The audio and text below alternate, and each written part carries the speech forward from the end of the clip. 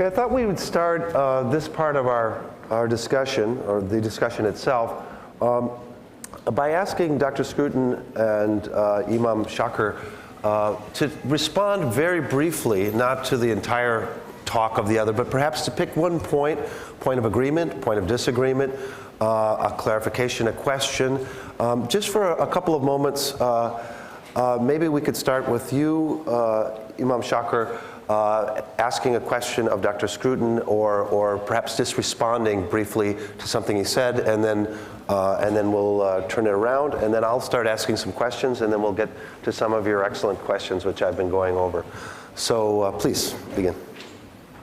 Right. I definitely appreciated most of what Dr. Scruton had to say, especially emphasizing those aspects of faith, the movement of the heart, and those aspects of faith that can't be quantified, and those things that involve a deeper aspect of the human creation and involve a deeper aspect of our relationship with each other and our relationship with the divine. So I definitely appreciated that. I think there is room to discuss the degree to which, as Muslims, we are equipped theologically and legally to respond to the idea of fitting into and comfortably feeling we belong in a pluralistic society and having the ability to respect the beliefs of others. I think that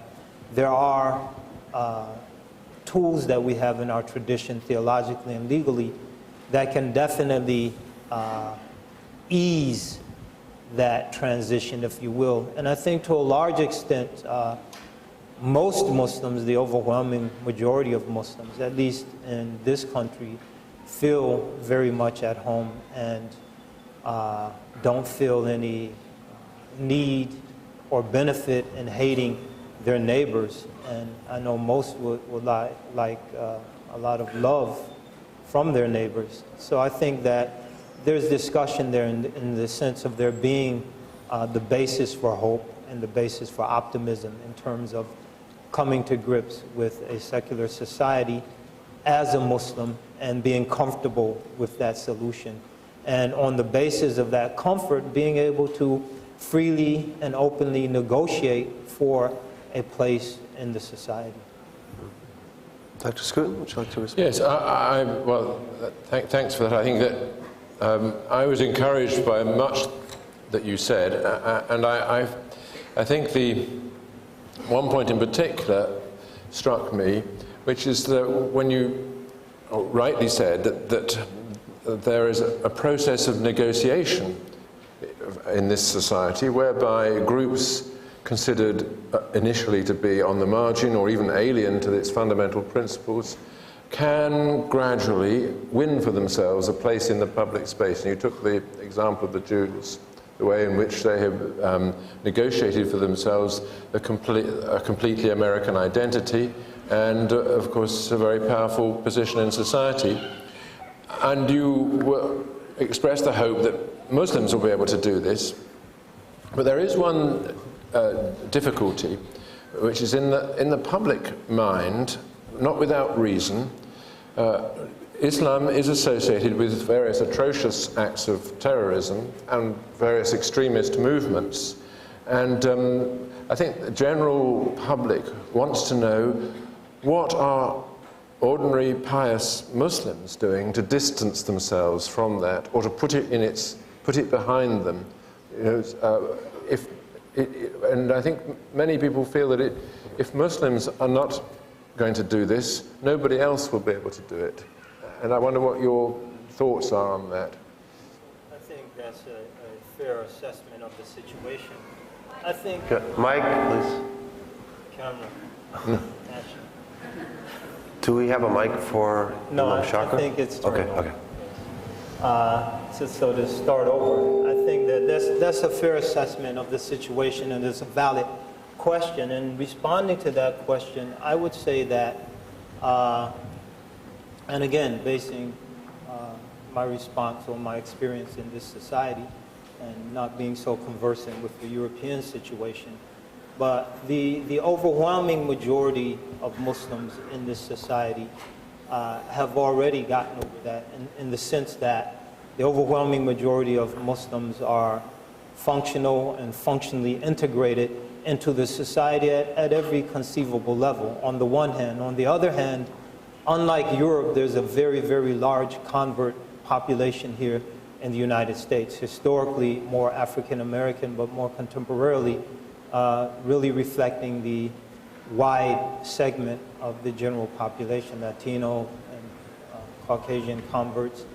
And that convert community, we are already integrated because we're products of the society. I think the problem for us is to understand that there is nothing in our religion that would lead us to adopt a lot of what could be termed, for a lack of a better word, dysfunctional behaviors and methods of negotiating for political outcomes that sometimes lead to violence, because that's not part of what shaped our lives, nor is it a part of our political tradition. So I think the challenge here is education, to understand that being a Muslim doesn't mean necessarily dressing a certain way that reflects the dress code of people outside of this country, nor thinking in a certain way that might reflect some inherent antagonism towards this country. So many of us, and I will give the example myself, sort of bought into that antagonism, which is more a product of colonization in the Muslim world, anti-colonial movements and struggles, occupation in various places, and that sort of became, that antagonism became Islamic for a lot of Muslims. And I think realizing that there's nothing necessarily Islamic about that, and therefore how I negotiate in this society should be predicated on who I am and what the forces, the institutions, the understandings that have shaped my life as a member of this society, on the one hand. On the other hand, to understand as a Muslim minority, there are legal mechanisms in the Islamic schemes of law that make it incumbent upon a person who lives here as a Muslim to respect the public space, and to participate fully in that public space. And if he or she feels that, and it could well happen, that he or she is unable to do so, then he or she is free to leave. It's called hijrah. So I think it's a question of understanding and realization that will allow us to get beyond that. Let me ask a couple of questions here to follow up. Imam Shakir, Dr. Scruton, if I'm paraphrasing you correctly in what I've read of yours, and as well as what you talked about a bit ago, that you have to have secular law in the society, in the so-called Western society, that under the social contract that he described, everybody has to be willing to live by that. And I want to ask you, Imam Shakir, is this something that, as a Muslim, you can abide by? Is that something that at times you would feel uncomfortable abiding? I think it's very important for us to realize that if you speak in terms of a social contract, this social contract in America has always accommodated religious beliefs. And that's why I tried to make a few comments in that regard. And different religions, not necessarily various sects or understandings of Christianity, but different religions have been encouraged to participate, and to participate on the basis of individual religious identities in addition to other identities, multiple sources of one's identity, one's religious identity, one's political identity, ethnic, racial identity. All of that has been accommodated. So I think that as a Muslim, I am accommodated. And there's no inconsistency between being a Muslim and feeling accommodated on the one hand, and being a Muslim and in this arrangement, this secular arrangement that you're referring to and that Dr. Scruton referred to, in this secular arrangement, I can accommodate others. So I think there's no fundamental disagreement. I think there is, on the part of many Muslims, a misunderstanding that that's possible. But I think it's very important through thought leadership, through education, to make the point that that accommodation, in terms of the Muslim accommodating others, is a mandated duty in Islamic law in terms of Muslim minorities living in predominantly non-Muslim lands. And that's our case, and that will probably be our case for a very long time. Just to follow up on that, there was a very favorable, I would say generally favorable profile of you and one of your colleagues in the New York Times not long ago, in which you were quoted as saying, every Muslim who is honest would say, I'd like to see America become a Muslim country, not by violent means, but by persuasion. Is that a fair assessment of what you said? And if so, could you elaborate and explain what you mean by persuasion and what you'd like to see? I think that part is very fair. A lot of the peripherals, though, I won't own up to. Basically what I said when asked that question was, as a Muslim, a practicing, believing Muslim, and Islam being a proselytizing religion, I would like to see everyone be a Muslim. That was the extent of it. And I respect the right of the adherents of other faiths to make the same desire, or to express the same desire.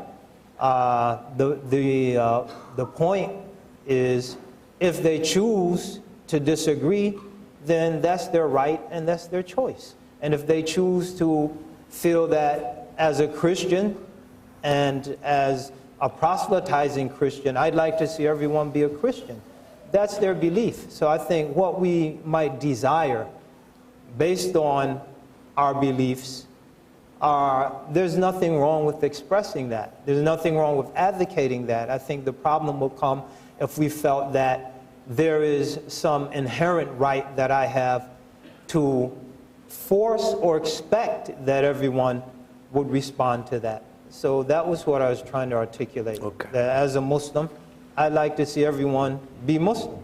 I've benefited from the religion. I think others can benefit. And if anyone else cares to desire that they'd like to see everyone be a Christian or a secular humanist or a Buddhist, then that's their right and they can advocate for that. And I think we'll have some very lively discussions. But I think the important thing is that we respect the refereeing of the system, if you will, that allows us to do that with civility and to respect those who disagree with us.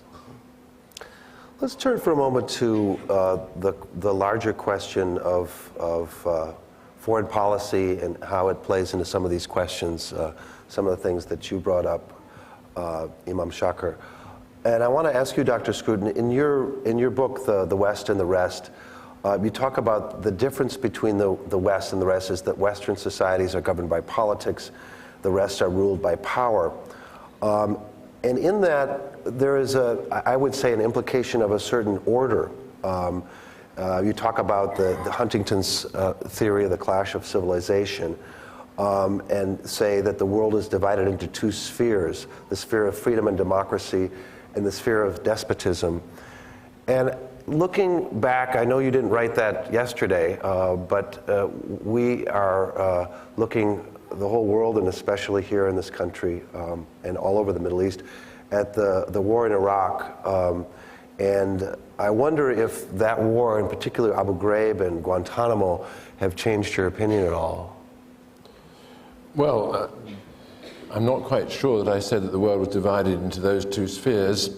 I would certainly want to contrast politics with the exercise of unmitigated power.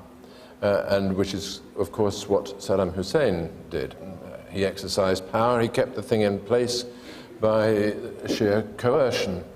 By politics, I mean the tradition that we have of settling conflicts and disputes by a process in which negotiation and compromise are the leading terms. Democracy is just one example of this. Litigation in a court of law is another one. And this process is something which has grown up under the aegis of secular government and doesn't grow up so easily outside that premise. And I think what I wanted to say is that in many parts of the world, it hasn't grown up, so that if there are conflicts, they had to be settled by force, by one party gaining ascendancy over the other and suppressing it. Now that is certainly what happened in Iraq. About Abu Ghraib and Guantanamo Bay, these are small episodes in American foreign policy which don't actually bear on these larger issues of the distinctions between the ways in which people are governed. You can easily one of the important things about Abu Ghraib, which I think was not often noticed in the media at the time, is that this was an atrocious thing in which Iraqis were tormented in prison. But it was all over the press, and the perpetrators were punished. Some of them at least. Yes, but this is the first time that this practice, which people have been tortured in Iraqi prisons for an awful long time before that, but never before had this kind of thing happened as a response to it. So you should see that as one of the upsides of the political process, that when people do things wrong, it is, in principle, available to public scrutiny, and they can be punished. Now, that's in no way to justify any of this, but it is to point out a very important structural difference. There's plenty of places in the Middle East today where such torture is still occurring. And, people have complained about this in Egyptian jails and have paid a very severe penalty for doing so. Imam Shakir, is there a war of civilizations? You talk about, you use a different term. Explain perhaps how you look at this, especially in light of the comments of Dr. Scruton. Right. Well, I don't see a clash of civilizations, and I don't believe that civilizations clash. I think there's a continuous stream of human civilizational endeavor, and various rivers feed into that stream in their unique ways, or various streams feed into that river in their unique ways. So I think that we are influenced by each other, and we influence each other. I think the civilizations, if you will, that preceded Islamic civilization, or what has been described by some as Islamic civilization, were many. There was the stream of Greek thought, there was the stream of aspects of classical Hindu thought, Persian thought, Christian thought, that from the contact with Christians in present-day Syria and other areas of the Middle East. And all of that contributed to the Islamic project, and I think Islam in turn in various ways influenced the rise of what we now understand as the civilization of the modern West in very perceivable ways. So I think that the stream is ongoing, and in that sense, there are no firm clashes. I think there are definitely flashpoints. There are points of contention. There are points of conflict. I think it's very important to understand that basically most people want the same things, and most people respond in similar ways to certain political and social conditions. So I think it's very important to step away from rhetoric or ideas that advocate the incumbency of a clash, the incumbency of conflict, and to begin to look at why conflict occurs. Is it informed by opposing civilizations or cultures, if you will? is it informed by sociological or political realities? And I think the latter are very, very important to consider. If we could just go back to the issue of the democratization of the West. Certainly, democracy has certain institutional, philosophical, and epistemological requisites. Many of them have been developing and evolving in the Muslim world. And where we see the breakdown of the process, a lot of times it's due to outside influence, not exclusively. A lot of it can be attributed to the weakness of those supporting and facilitating institutions, but a lot of times it can be contributed to outside intervention. The Algerian example is a good example, and good because Algeria is almost 100% Muslim. So in terms of religious bases of disagreement, there aren't very many. There is a small Christian minority, but almost 100% Muslim, 100% Sunni Muslim. So there's no Sunni Shiite basis for differences. So when we look at the fledgling process of democratization in Algeria and what led to its collapse, some people say it was the Muslims themselves who were involved in the process, that they desired one man, one vote, one time. And after that, they're going to usurp the system. That was never made in any of their proclamations. That was made by one of their opponents. So I think we have to consider sociological and political realities that were involved in the collapse of the democratization process in Algeria, as opposed to some fundamental cultural or religious defect in the people. So I think it's very important to consider sociology, politics, economics, and culture, religion, and other factors when looking at why certain things happen or don't happen in the Muslim world or anywhere else. Dr. Scruton, would you like to respond to that, and particularly in the context of your view of there being, at least to some extent, a clash of civilizations? Actually, I think that I wouldn't call it a clash of civilizations. I would say that insofar as there's a clash now, it's between two different kinds of loyalty. We, that's say people like myself, and I think most people in this room have been brought up on the view that our primary identity and our primary focus of loyalty is the nation, something defined independently of religious belief as our collective home, which we have the obligation to defend and in which we live together, preferably in friendship. And that's very different from people who define their primary loyalty either in terms of tribal membership or in terms of faith. You know, and these are different ways in which people create a we out of a lot of different I's. And I think that the problem with what we have seen in the Middle East is the attempt to impose on the ruins of the Ottoman Empire national identities on people who actually have tribal or religious identities primarily. And I think that's where the clash comes from. You mean, are you saying that the clash was created partly by the colonial powers who imposed certain geographic boundaries in these areas? Yes, I mean, it was exactly the dividing up of the ruins of the Ottoman Empire created these artificial seeming nations. The only natural nation there, Turkey, survived very well and democratized itself in its own way. But on the issue of civilization, I think one has to remember that Islamic civilization is a very important episode in the history of mankind, and someone like Imam Zaid is a student of it and knows the literature and what it has achieved. But many of the big loudmouthed voices in modern politics who pretend to speak for Islam don't speak for that civilization at all.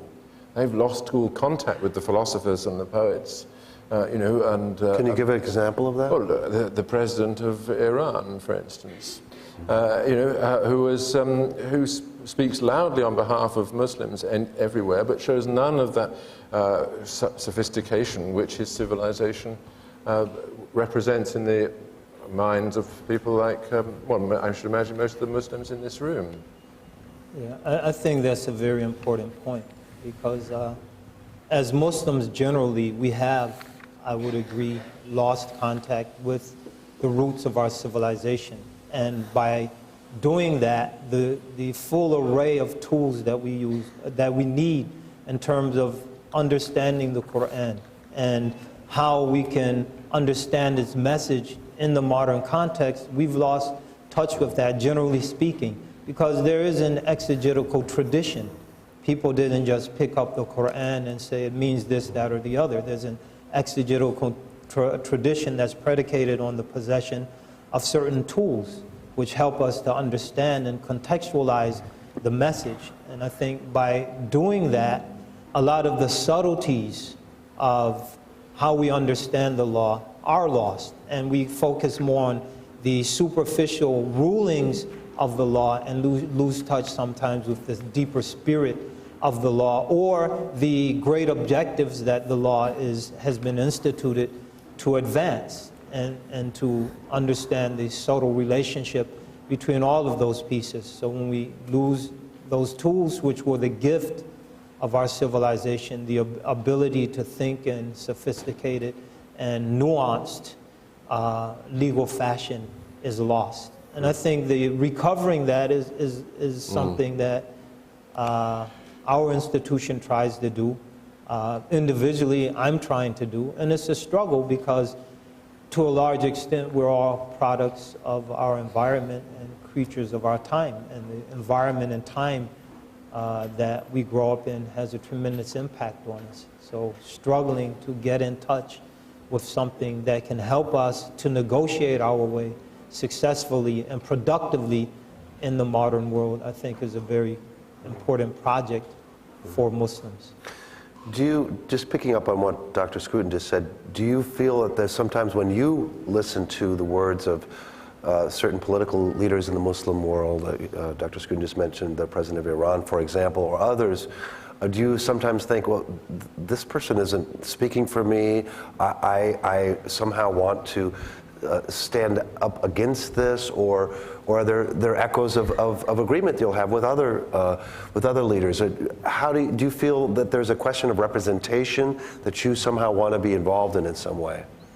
I think that the important thing is to understand what I can control and influence directly. That there will always be people here and throughout the Muslim world that will say things that I might agree or disagree with. Some things are utterly, totally stupid, unfounded, and ridiculous, such as the Holocaust conference in Iran. And stupid because Muslims had absolutely nothing to do with that. So to jump into the fray and then on the wrong side is absolutely stupid at a time when there are a lot of people who have a vested interest in demonizing you in the first place for very clear political reasons. So some things are ridiculous, some things are valid. I think there are sentiments that are expressed by some Muslim leaders who are legitimately lamenting or legitimately opposing or resisting various excesses that might be attributed to our government or others are legitimate grievances. And I think that to deny those voices is to deny the legitimacy of the conditions and circumstances that give rise to those voices. So I think there's just a lot of nuance, and we have to try to accommodate for the nuance in the most productive fashion. There's been a sentiment, again, in this New York Times profile that's been attributed to you. This wasn't a direct quote, but it was sort of a paraphrase, that you believe that Islam needs to be rescued from extremists. Is that a fair paraphrase? That's obviously quite a general statement, but does it follow up somewhat on what you were just saying? Well, I think that that was attributed to someone else, but I think definitely there are people who really, as Dr. Scruton stated and or implied, who really don't understand the religion thoroughly, that have a very high public profile. And in the sense that their lack of deeper understanding does a lot of damage to Muslims and to the causes of Muslim people. Definitely they should be silenced and opposed. Let me ask you both something, and I do also invite you to jump in and ask each other and follow up on each other's comments. But Imam Shakir, you said in your book that both sides of the war on terror are self-righteous murderers whose motives and proclamations mirror each other. And Dr. Scruton, you say in your book that the struggle is more about people in the grip of religious zeal for whom everything is permitted that leads to their goal and whose goal is destruction. And therefore we must take preemptive measures. This does seem like a very stark difference of views in terms of what lens one might look through when one is talking about current political events, and what end of the where you are in the world, both metaphorically and in some cases physically, if you are in Iraq or if you are here, depending on who you are. I mean, could you both engage in this difference? Yeah, there is a difference. I don't think that that both sides in the war on terror are equally at fault. I think that the mistakes made by the Americans in conducting that war, they're fairly obvious to everybody now, but they do not come from malice, but from political ineptitude and a certain naivety. Whereas I think the major acts of terrorism that we have been witnessed, such as the 9/11 and the bombings in London and Madrid, were genuinely evil deeds. They were, and I'm sure that Imam Zaid would agree with me, this gratuitous murder of people who are unconnected with you, unconnected with any conflict, simply for the sake of displaying your own zealotry, seems to me to be a completely different kind of event. And I think when confronted with this zeal, this kind of zeal, especially if it takes the form of a willingness to commit suicide in the cause of killing innocent people, you do need to take different kind of measures from those that have been taken in wars in the past. And I think... But from the standpoint of Iraqi civilians, the sense of being occupied is something that really isn't reflected in so much of the analysis from so many Western commentators. Well, when I wrote The West and the Rest, that was before anything at the Iraqi war. Anyway, that is obviously a different case. That the war on terror was supposedly launched quite independently. I mean, whether that it consisted primarily in getting rid of the Taliban from Afghanistan, didn't it? But anyway, what I mean by that statement is that I think you can argue that some murders are done maliciously and others not so maliciously, but for the dead person, the consequence is the same.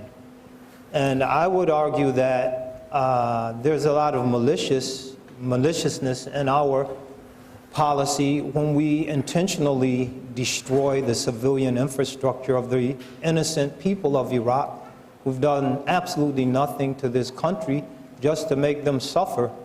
And that in turn leads to the death of 1 million children, 500,000 of which Madeleine Albright admitted to halfway through the sanctions regime, so we could assume that another 500,000 died. And to me, murder is murder. Whether the murderer kills himself or herself in the process, or whether the murderer gets into an airplane and is 50,000 feet in the air and drops bombs on people. The murder is murder. And I think when each side justifies that murder based on the assumption that because of their grievances they have a right to murder non-combatants, it's the same. And some people will say, well, this is moral justification. I'm saying it's murder, it's terrorism, whether it's sponsored by individual groups or it's sponsored by governments. Targeting innocent civilians, unsuspecting civilians to advance political agendas is terrorism, no matter who undertakes it, a government or a small group of misguided individuals. And I think until we can get to a point where just as we want to get to a point here in the West where we can recognize the overarching authority of a secular referee, if you will, to adjudicate our disputes in the public square, we have to also, as a human family, get to the point where we can recognize that a dead person is a dead person, no matter who kills him or who kills her, and that my people or your people have just as much right to life as my people, and vice versa. I think it's very important to get to that point. You want to add anything or respond? No, who could disagree with that? I mean, it is obviously the case that murder is murder, whoever commits it. The question, I don't want to talk about the war in Iraq because that's not something have written about or have a view about, except that it clearly was a mistake. And what has happened since has compounded that mistake. But I would like to refer to a tradition in Christian thinking about these matters, which I think is very important, and I think doesn't have, maybe it has the equivalent in Muslim thinking, but it would be good if it did. And that is that in Christian thinking, a distinction has always been made between a just war and an unjust war on the one hand, and a just way of prosecuting a war as against an unjust way of prosecuting it. I think we can all argue as to whether the Iraq war was a just war, and the answer in this room, I'm sure, would be no, that it was an unjust thing to invade Iraq. But there still is the question of whether there would be a just or an unjust way of prosecuting it. And I think this is really what Imam Zaid is referring to. The gratuitous involvement of non-combatants and the murder of civilians, of course, is an unjust way of prosecuting a war. And if that is what is happening, then obviously I would agree with that. Mm-hmm. There is that tradition in Islam. And I think, again, it's very important for Muslims everywhere to understand that. And that desperation will never produce productive or lead to productive outcomes, desperate acts. And desperation, we're taught, and I think is very important to continue to teach this amongst Muslims, is the negation of faith. And Muslims who are familiar with the Quran know the story of Yusuf, and which is a earlier Jewish story, Joseph and his brothers in Egypt.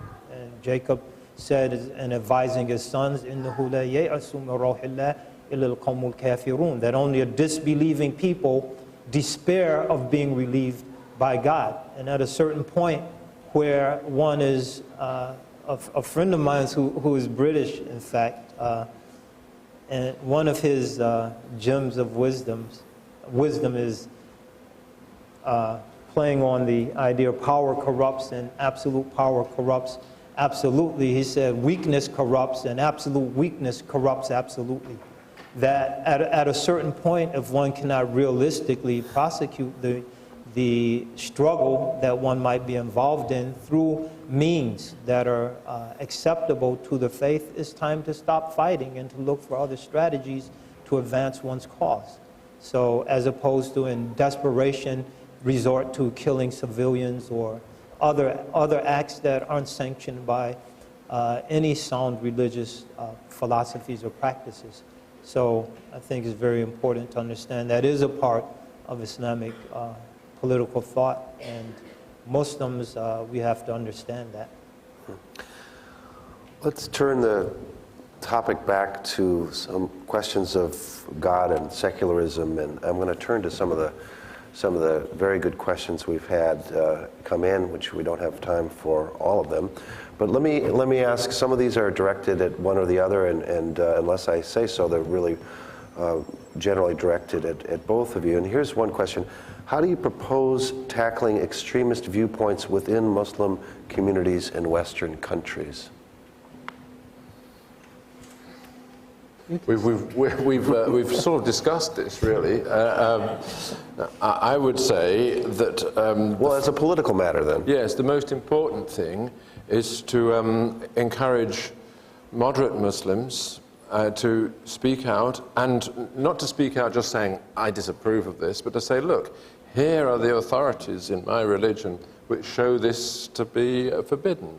And to develop the proper theological argument which will show that Islam is not a marginalized way of life in this way. That it, on the contrary, it has it's the same commitment to normality and to friendship between people as any other religion. But I don't know whether that's what No, I think education is very, very important. And this is a process that is underway. It was underway before September 11th even, and it's only intensified after that. And through education, a lot of Muslims in Yemen, for example, in Egypt, that have been under the sway of very violent-prone ideologies have left those ways. And there's a this has actually been documented, and it should be translated into Egypt in terms of some of these efforts that have gone on, even in Egyptian prisons, amongst a lot of members of various radical groups. So education is very important. I think it's also important for us to look at real political and economic or other grievances that might contribute to making appeals to violence and appeals to resolving or pursuing one's desires in unacceptable ways, to remove those. And I think that Dr. Scruton, at the end of The West and the Rest, has some very good suggestions, positive suggestions, in terms of how some of the excesses of globalism, which have a very profound impact not only on Muslims but other people in the developing world, how some of those excesses could be reined in, and other positive measures. So I think education, religious education, is very important, but also looking at political and social reality and then engaging those in productive ways is also very important. So you need a two-fronted approach, if you will. It's sort of the inverse of the last question, and this is, I believe, more along the lines of within predominantly Muslim countries, can secularism and Islam reconcile? Is secularism really allowed? And if, can there be a coexistence? There is the example of Turkey, which is largely Islamic country. You might say that the Turks are not as wholehearted in their faith as some Islamic communities, but nevertheless, that is their confession. And they have had a secular state since 1921. Admittedly, every now and then the army has to step in and put it right. But, you know, maybe those episodes get less and less frequent as the years go on, and I think it gives me, at least, some grounds for hope. Well, there is also somewhat of a difficulty recognizing some of the very bloody history in the early 20th century. Nobody's perfect. You know, but yeah, well, you should. But once the question is, can we go down that path? And I would say, well, here is a country that has gone down that path. I think it depends on how you define secularism. I think there are definitions of secularism where we could argue that the overwhelming majority of Muslim countries are secular. in terms of their legal systems, in terms, admittedly, a lot of that will probably be coerced secularism, if you will, in addition to the Turkish experiment. So I think it depends on how you define secularism and how you define Islam, in terms of sort of the opposite of that being an Islamic state. How do we define Islam? So I think there's a lot of foundational work that has to be done before we can really, on the ground as Muslims in predominantly Muslim societies, answer that question. I think a bigger question is, and I think this is dealt with implicitly in a lot of Dr. Scruton's writings, is does an Islamic system, whatever that might be, but a non-secular system in a particular Muslim country necessarily translate into the suppression, oppression, and negation of the non-Muslim other. And I think that that's not necessarily the case, and that avenue has to be explored also, because it would definitely lead to a solution to one of the major problems of Islamic rule that had a lot more legitimacy in the eyes of the average Muslim in the average Muslim country. Here's a question for Dr. Scruton. As a young religious brother studying to be a Catholic priest, I find myself drawn more to the arguments of Imam Shakir than to yours when it comes to the place of religion in the public square. In particular, your position seems to marginalize the religious voices in deference to the state rather than to allow open and rational discussion and disagreement. You ask if Islam could be open to this notion of double vision, but as a Catholic, I wonder if my own faith could be open to either. What can you do to sell this idea to me and to others who might have the same concern? That's a very good question. What I would say is that actually the Catholic faith has occupied, in my country, for many centuries, ever since the Reformation, something like this double ironical position towards the surrounding order. Admittedly, Roman Catholicism was illegal for 200 years and a very dangerous offense to be accused of. But with Catholic emancipation in England in the early 19th century, the Catholics came out into the open and began to talk openly and freely about their religion, but nevertheless were in a position, still are in a position of manifest disapproval of a great deal of what they see around them. And I, as a Christian, share that disapproval, although I'm an Anglican and therefore used to living within a hypocritical institution. But nevertheless, Catholics have spoken out and have shown their faith radically in public in Britain in my time, while also recognizing that they have to concede that in any conflict with the state takes precedence. The law is the law of the state, and not the law, the canon law that they might otherwise have wanted to impose. And I think this is the great question that confronts many Muslims when the Sharia conflicts with the surrounding secular order, as it is bound to do. And that's what I did mention this in my talk. Without some saving spirit of irony, it's very difficult to live with this. A priest has this difficulty more than anybody else because he has to solace the souls of those who are also hurt by it. But I don't see any alternative. I just think for Muslims, especially and most relevantly in terms of our situation here as a Muslim community, that this really isn't as large an issue as it's made out to be, because, as I mentioned, Muslims are mandated to respect that order And there could potentially be conflicts.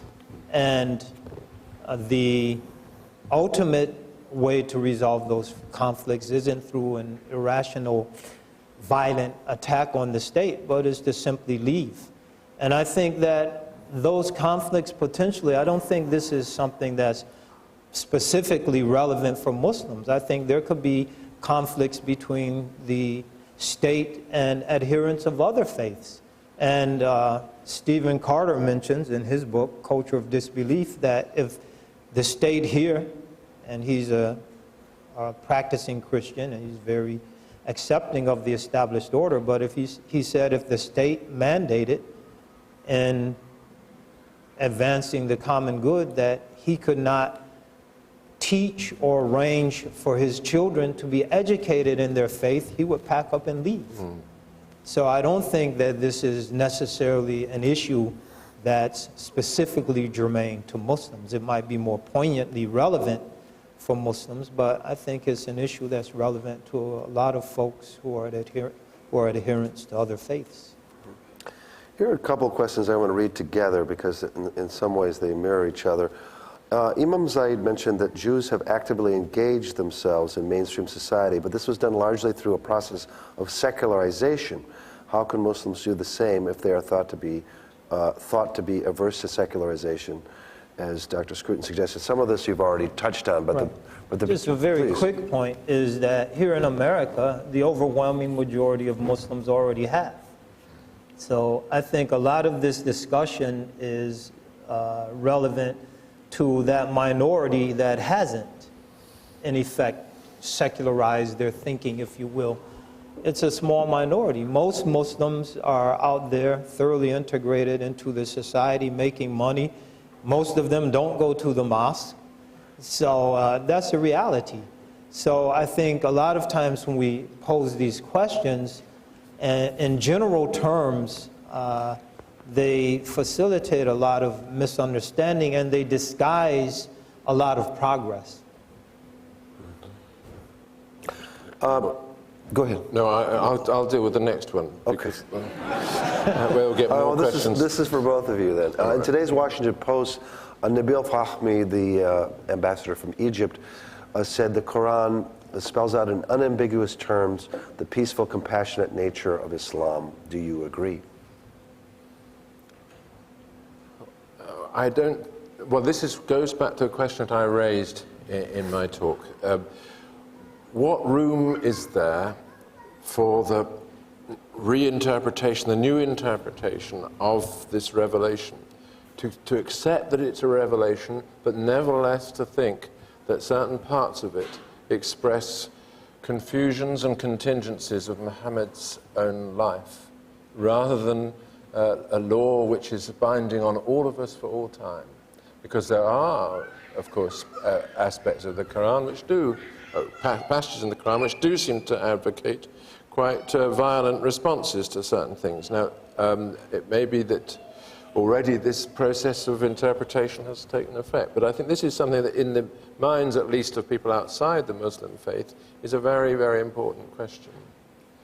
Well, yeah, I think, and again, I hope I touched on it, but to possibly speak with greater clarity, the Quran is an organic whole, and that's how a Muslim understands it. In other words, once we pour water into this glass, that water is an integrated unit. And once we pour revelation into a believer, that becomes an integrated entity. It integrates itself into the soul and consciousness of the believer. So certainly there are passages in the Quran that encourage fighting, but there are other passages that encourage peace and reconciliation.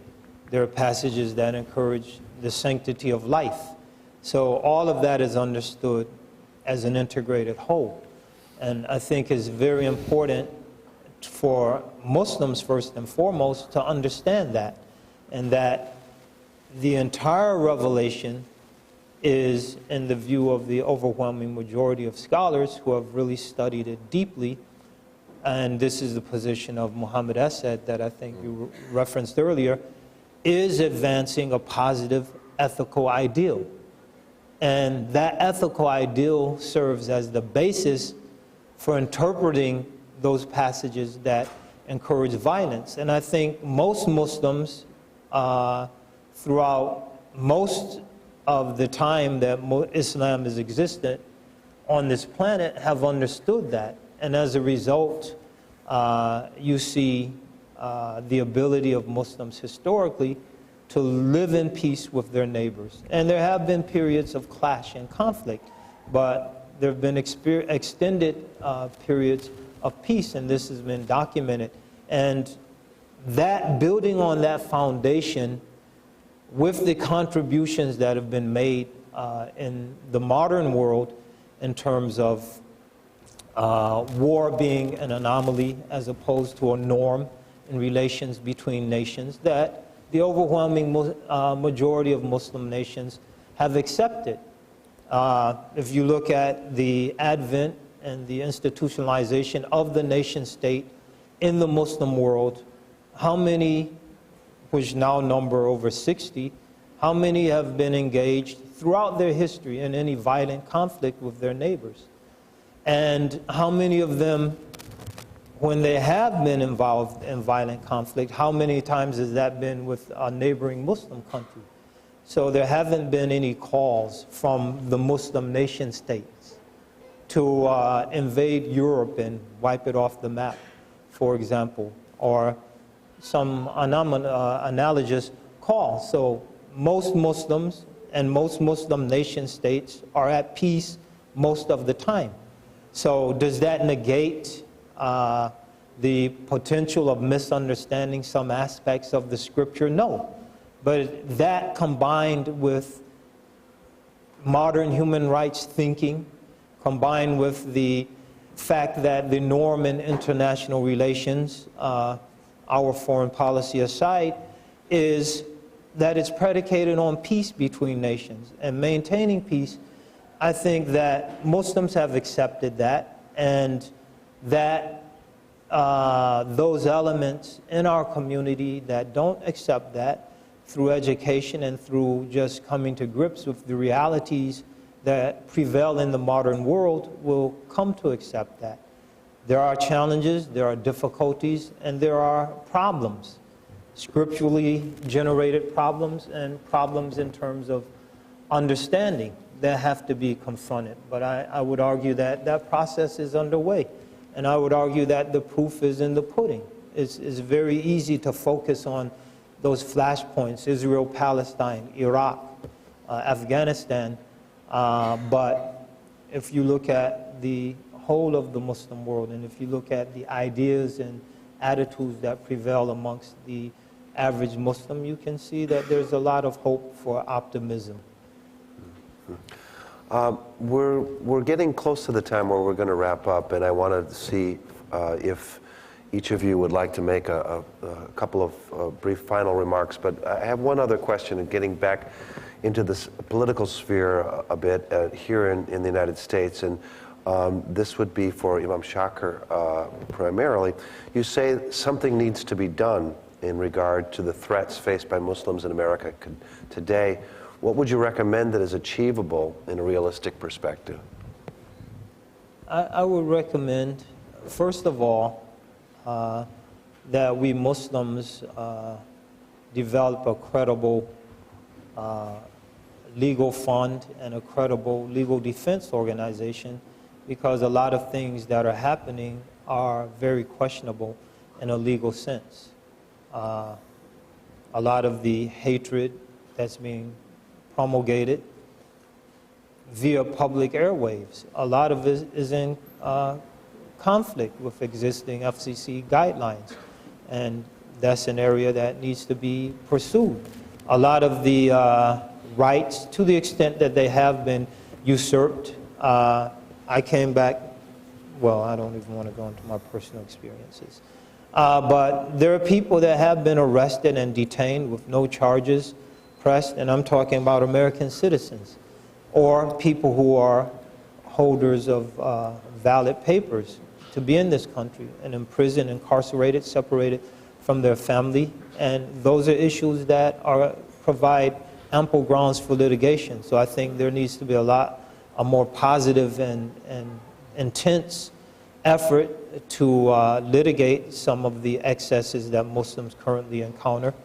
And also to acknowledge that as bad as things are for Muslims, they could be a lot worse.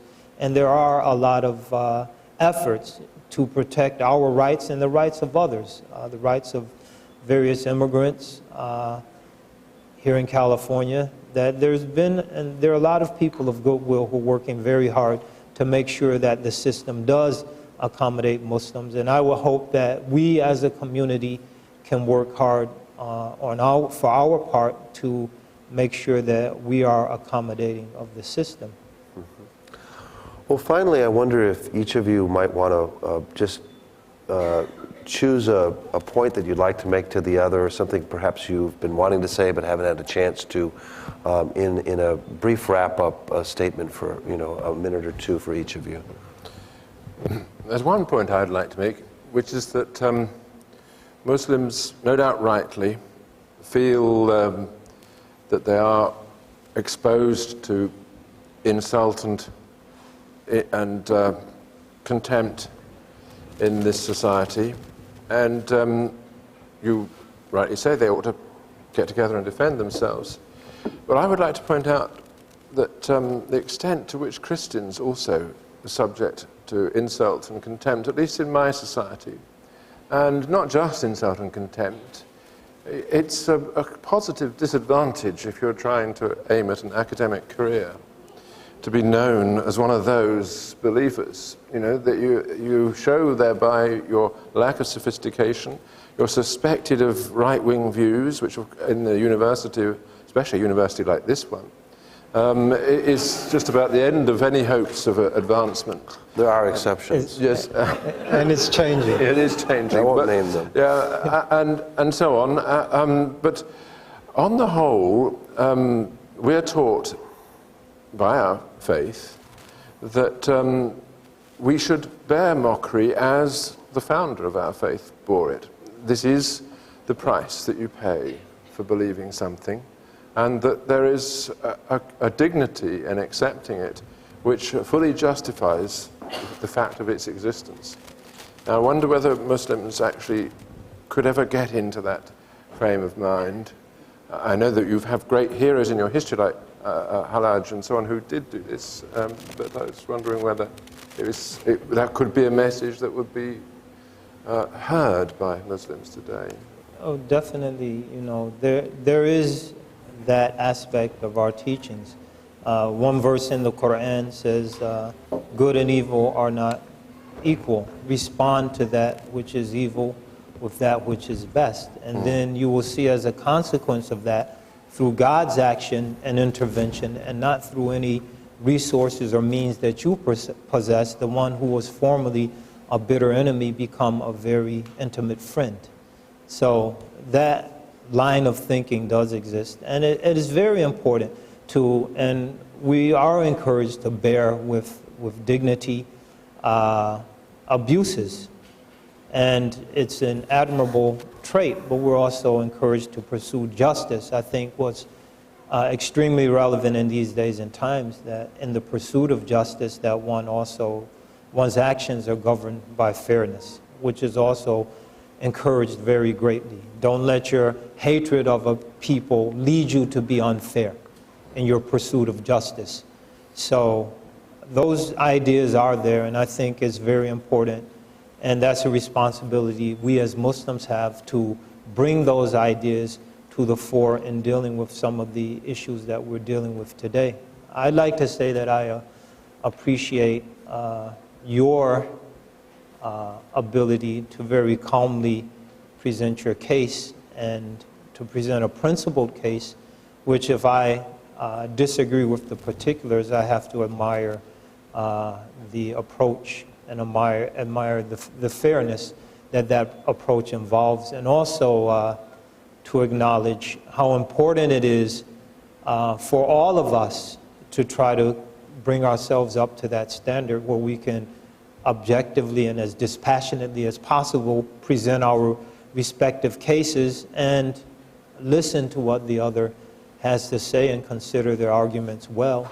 And I think that you've given me a lot to consider in your writings and more so this evening. So I appreciate that. Before I thank our guests, I just want to say one other thing. First of all, thank you all for being here tonight. And I want to thank our guests, but I also want to tell you that if you're interested in future events like this from the Zaytuna Institute, there's a sign-up table outside where you can, if you'd like to be notified, you can sign up on the table. But in the meantime, please do join me in thanking very much Imam Zaid Shakir and Dr. Roger Scruton. Thank you very much. Thank you. Thank you. That was really interesting. Yeah, thank you. Thank you.